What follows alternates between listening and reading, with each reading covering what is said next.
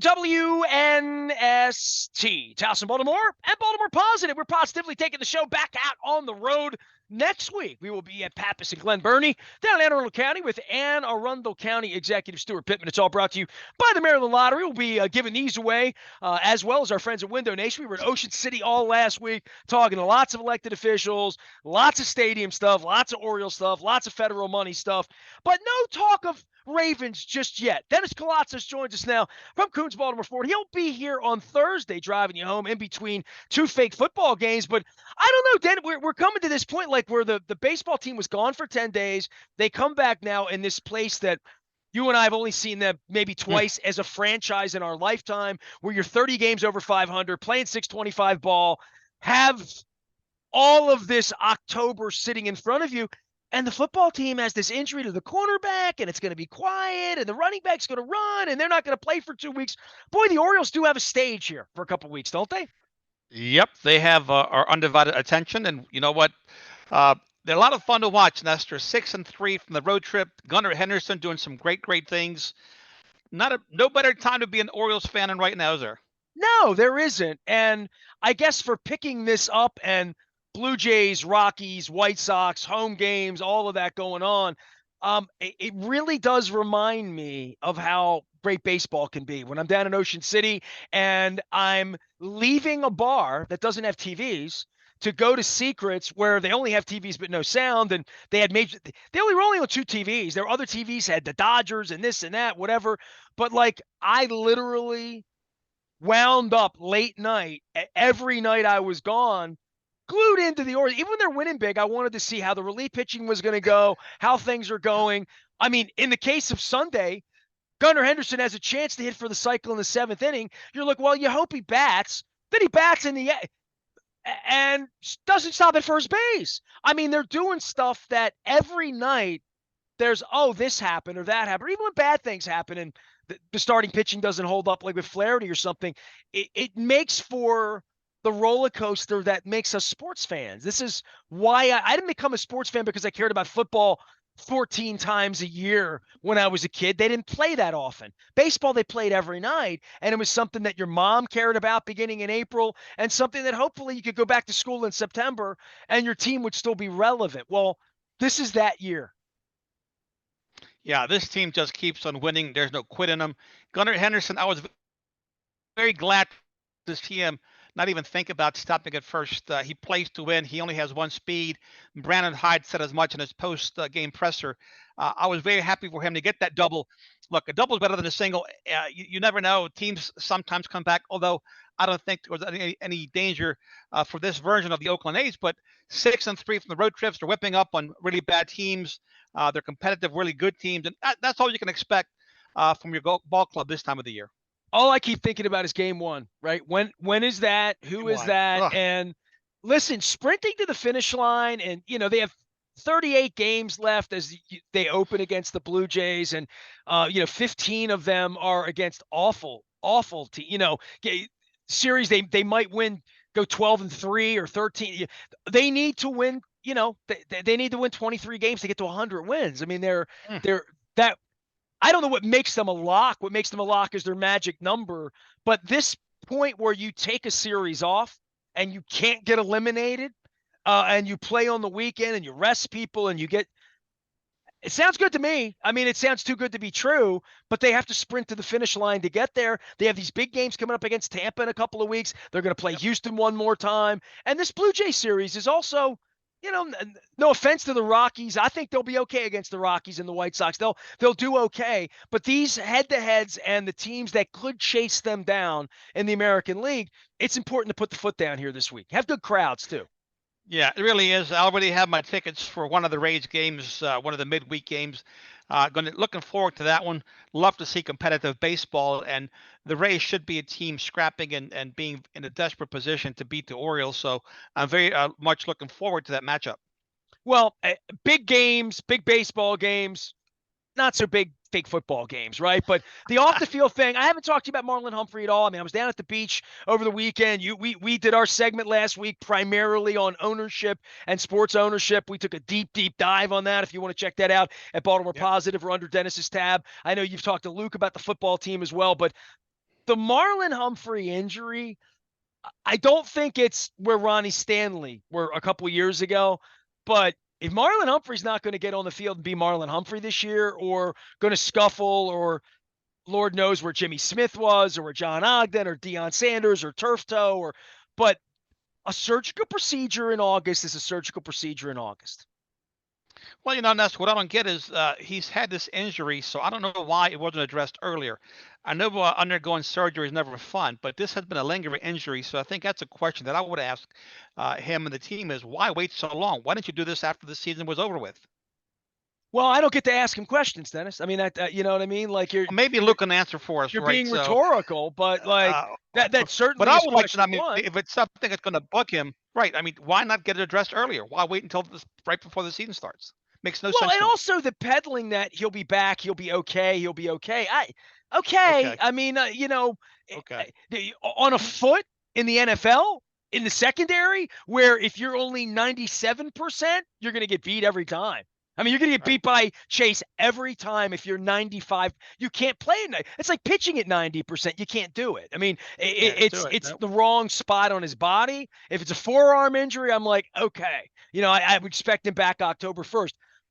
I've lowered my expectations, and also I've lowered my expectations of their integrity and their honesty about being straight up about what they're thinking. I hope it's not worse than it is, but other than Lamar and maybe Ronnie Stanley, I can live with a running back. I can live with any of the wide receivers. I could probably live with Mark Andrews being injured, right? Like I could probably live with Roquan Smith being injured to some degree, but this is the back end. This is the guy that's going to match up with your number one. This changes the line against Cincinnati in week 2. Well, it certainly does because we knew that with a healthy Marlon Humphrey, the other teams would target the other cornerback, right? Rock Ya-Sin or whoever else they roll out there. Now, without Humphrey back, then it's open season. Now they just have all they have to do is go through the progressions, and they're not as limited. They can look at both sides of the field versus locking in on one side of the field. So that'll open up things very much for the opposition's offense, no matter who they're playing, Nestor. Well, they get a former 1-1 in Clowney. I don't know how much gas left in the tank for him. Darby, these guys are going to be forced into duty. And yeah, when you're picking up guys in the middle of August, Yeah. I'm Yeah, they're always not going to like, be all pros. They're not going to be all yeah. pros. People expect. I mean, what do you expect to pick up in August? To your point, but they have to pressure the quarterback clearly. Their best hope was to get some early leads and let the defense loose, create some turnovers in an effort to win. But this definitely changes the equation for the team. And you and I have talked about this in regards to lack of depth, quality depth behind Marlon Humphrey. What do you expect out of the offense? Because I made a flippant remark. I was with Carl Anderton, who is a Republican delegate from Wicomico County, who is a huge sports fan. He listens to this show every day. He proves it every time I'm with him. He's telling me how much he listens to you and me, right? And he and I got into it long, about money and about stadiums. We did a lot of stuff in the Eastern Shore and coming over, but we got into football. And I said, I haven't said it out loud, but I kind of quietly, and this is no offense to Lamar or his money or Odell Beckham or J.K. Dobbins. I kind of, in my heart of hearts, and I didn't say it out loud, I expected the defense to be better than the offense. And that's not, I just think the offense, new terminology, new players, everybody wants the ball. They don't want Lamar to run, but Lamar's going to want to run. The running back is what he is. I thought the defense is going to quietly, with Roquan Smith, second year with the coordinator, Patrick Queen motivated and not being bitchy, understanding that, hey, I can go make 40 million. I can go get a contract, no problem. I'll go get paid. The Jets, somebody else will want me. That he's had grown-ups around him, and that they were loaded on the back end between the draft and the signings last year and where they were. They were happy with Rocky Sin, and they obviously gave all this money to Marlon. Obviously didn't want Marcus Peters. Just said no, thank you, because they could have had him if they wanted him, right? They, Sure. they decided to not. They decided they were going to build it this way. I was more bullish, honestly, on the defense than I am. I think the offense is all hype and smoke and mirrors and this and that, and I'll believe the offense when I see it, because I believe Lamar being healthy after Thanksgiving when I see it, right? And I'll believe Lamar's going to throw the ball 42 times successfully when I see it. So I'm Missouri on that. The defense, I'm convinced that the defense was going to be tighter, and that quietly Eric sort of, as been more worried about the defense in recent years than he has been about the offense in regard to making this splash move for Roquan Smith, giving the money, doing saying that's my guy, that's my Ray Lewis, that's a guy we're gonna be a better team because of him. I buy and bought into that, and I thought the defense had a chance to be underrated. Without Marlon Humphrey, I don't know that I feel that way. Yeah, well, you know what? A lot of people post online recently how many number one draft picks, former number one draft picks, are on this Ravens squad.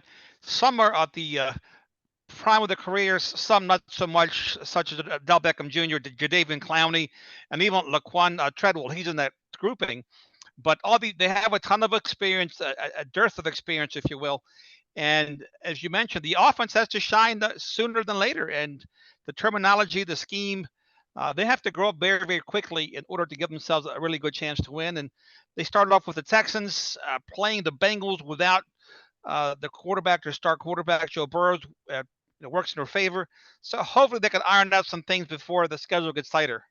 Yeah, everybody's got problems, right? But I tell you what, we don't have any Oriole problem except the bullpen and the pitching and the starting pitching and the six-man rotation. And when are they bringing Jackson Holiday up? And how can I get playoff tickets? And how much are they? And we're going to have a lot of that going on. Offensively, what do you expect out of the Ravens in regard to distribution of the ball? Houston will be in I mean, Houston's going to be an outlier because they're going to kill them, They should kill them, although they have some ballers on there too, right? And Will Anderson Jr., the number one draft pick from Alabama, already flashing. He'll get to the quarterback regardless of who he's going up against. But look, I hopefully Lamar can get through his progressions, and I'm seeing a lot of rub routes from the offense, so you can see Tom Munkin's fingerprints on it.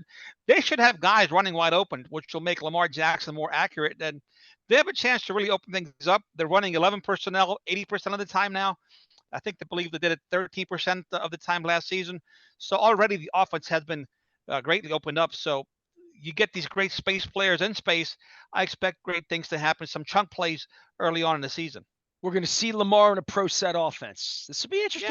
Yeah, look, we saw him in Louisville. I want to see Louisville Lamar. I think the fans want to see Louisville Lamar, and we'll see what that looks like. He's got his bag. He's settled. He's playing for a Super Bowl. He's focused. Let's see what happens. Let's see if he can, in fact, throw the ball as well as he did in college. Football is a rare game. Dennis Koulatsos joins us here. He's over at Coons Baltimore 4. What's going on over there? I mean, I have no more texts from you about injuries from Luke Jones is what we need to have. Yeah, just got back from Vegas dealer meeting with Bill Ford and Jim Farley, the leadership. They're bullish on the product. We saw some new vehicles, including the new Mustang GTD. Sticker of $300,000. It's a track-ready car, carbon fiber. Nestor, you look great in one of those. You and Jen. Well, I mean, I'm going down to Ocean's Calling at the beach. I'll take one down to Ocean City a couple weeks. I'll get you there very, very fast. I'll get you there very, very fast. How about that? But I'd be afraid to stop at Rofo and get like a coffee on the way to the beach if you put me in that vehicle. You'd need to wrap it all up in rubber for me, or plastic. Bubble wrap. But no, it's things are great with Ford Motor Company and Coons. 300G, then it better drive itself now. Come on. Oh my goodness. Well, you can buy a 40 grand vehicle that drives itself these days, the Mach-E. That we'll get her done. What? Yeah, Blue Cruise. Yes, Blue Cruise. That's the thing. Take the hands off the steering wheel, it drives itself. So what do I do on the way to Ocean City? You can talk to Jen. You can. I don't recommend texting, but you can read a book. I mean, you can do a lot of different things. All right, maybe I can reclaim watermelon if I hurry. You can reclaim some of your valuable time. How about that? All right, I'm going to reclaim some time with you on Thursday. We're going to have a preseason game in the books. We're going to have the Orioles against the Blue Jays. The Rockies coming in this weekend. Dennis is here 3 until 5 on Thursday, back again on Sunday morning. He and I did a deep, long dive on ownership, integrity, what we expect from ownership, where we are with ownership, and $600 million with the Orioles. I was down in Ocean City at Mako checking in on all that. We're going to be at Pappas on the 29th, giving these away from the Maryland Lottery, scratch-offs, and the 50th anniversary. It is our 25th anniversary. Dennis, I'm toying with a live at 25. I'm working on that. We're going to do our 25 stories of glory coming your way beginning on Labor Day here. We're celebrating. So I got a new cupcake here for the logo, too. I got the 25-year logo cupcake. It looks like the Magic Kingdom. I love it. I feel like Tinkerbell. I am Nestor. We are WNST AM 1570. Dallas in Baltimore. We never stop talking Baltimore. Positive.